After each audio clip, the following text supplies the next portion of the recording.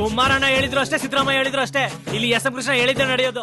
Sandalwood ನಟ ಅಜಯ್ ರಾವ್ ಹಾಗೂ ಪತ್ನಿ ಸ್ವಪ್ನಾ ರಾವ್ ಮಧ್ಯೆ ದಾಂಪತ್ಯದಲ್ಲಿ ಬಿರುಕು ಮೂಡಿದೆ. 2014ರಲ್ಲಿ ಪ್ರೀತಿಸಿ ಮದುವೆಯಾಗಿದ್ದಂತಹ ಅಜಯ್ ರಾವ್ ಹಾಗೂ ಸ್ವಪ್ನಾ ರಾವ್ ಈಗಾಗಲೇ ವಿಚ್ಛೇದನಕ್ಕೆ ಅರ್ಜಿಯನ್ನ ಹಾಕಿದ್ದಾರೆ ಅನ್ನೋ ಮಾಹಿತಿ ಲಭ್ಯವಾಗಿದೆ. ಇದೀಗ ಈ ಸುದ್ದಿ ಸ್ಯಾಂಡಲ್ವುಡ್ ಸೇರಿದಂತೆ ಹಲವು ಕಡೆಗಳಲ್ಲಿ ಬಿರುಗಾಳಿಯಂತೆ ಹಬ್ಬತೊಡಗಿದೆ. ಅಜಯ್ ರಾವ್ ಹಾಗೂ ಸ್ವಪ್ನಾ ರಾವ್ ಮಧ್ಯೆ ಹೊಂದಾಣಿಕೆ ಕೊರತೆಯೋ ಅಥವಾ ಬೇರೆ ಇನ್ನೇನು ಕಾರಣವೋ ನಿರ್ದಿಷ್ಟವಾಗಿ ಗೊತ್ತಿಲ್ಲ.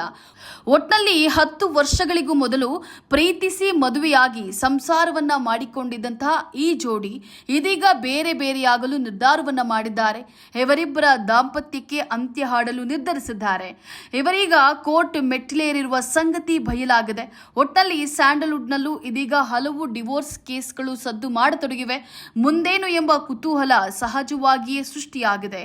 To the Constitution of India, I will loyally and faithfully discharge the duties of an advocate to the best of my knowledge and judgment. ಕಳೆದ ವರ್ಷವಷ್ಟೇ ಈ ಜೋಡಿ ನೂತನ ಗೃಹ ಪ್ರವೇಶವನ್ನ ಮಾಡಿ ಇಡೀ ಚಿತ್ರರಂಗವೂ ಸೇರಿದಂತೆ ಬಂಧು ಬಾಂಧವರೊಂದಿಗೆ ಖುಷಿಯನ್ನ ಹಂಚಿಕೊಂಡಿದ್ರು.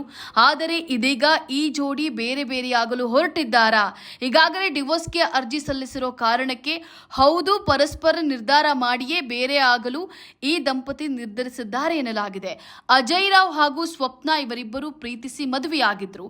2014ರ ಡಿಸೆಂಬರ್ 18ರಂದು ಹೊಸಪೇಟೆಯಲ್ಲಿ ಆಪ್ತರು ಸಂಬಂಧಿಕರ ಎದುರು ಸರಳವಾಗಿ ಈ ಜೋಡಿಯ ವಿವಾಹ ಕೂಡ ನಡೆದಿತ್ತು.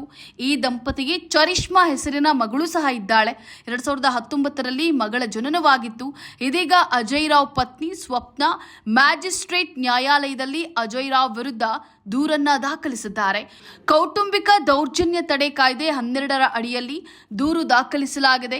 2003ರಲ್ಲಿ ಬಿಡುಗಡೆಯಾದಂತಹ ಎಕ್ಸ್ಕ್ಯೂಸ್ ಮಿ ಸಿನಿಮಾ ಮೂಲಕ ಅಜಯ್ ರಾವ್ ನಾಯಕ ನಟನಾಗಿ ಚಿತ್ರರಂಗಕ್ಕೆ ಎಂಟ್ರಿ ನೀಡಿದ್ರು. ಅದಕ್ಕೆ ಮುನ್ನ ಸುದೀಪ್ ನಟನೆಯ ಕಿಚ್ಚ ಸಿನಿಮಾದಲ್ಲಿ ಸುದೀಪ್ ಗೆಳೆಯನ ಪಾತ್ರದಲ್ಲಿ ನಟಿಸಿದ್ರು. Taj Mahal, Prem Kahani, Christian love story, Christian marriage story, Krishna Leela ಇನ್ನೂ ಹಲವು ಹಿಟ್ ಸಿನಿಮಾಗಳಲ್ಲಿ ಅಜಯ್ ರಾವ್ ನಟಿಸಿದ್ದಾರೆ. ಇದೇ ವರ್ಷ ಬಿಡುಗಡೆಯಾದಂತಹ ಯುದ್ಧಕಾಂಡ 2 ಸಿನಿಮಾದಲ್ಲಿ ನಟಿಸುವ ಜೊತೆಗೆ ನಿರ್ಮಾಣವನ್ನು ಸಹ ಅಜಯ್ ರಾವ್ ಮಾಡಿದ್ರು.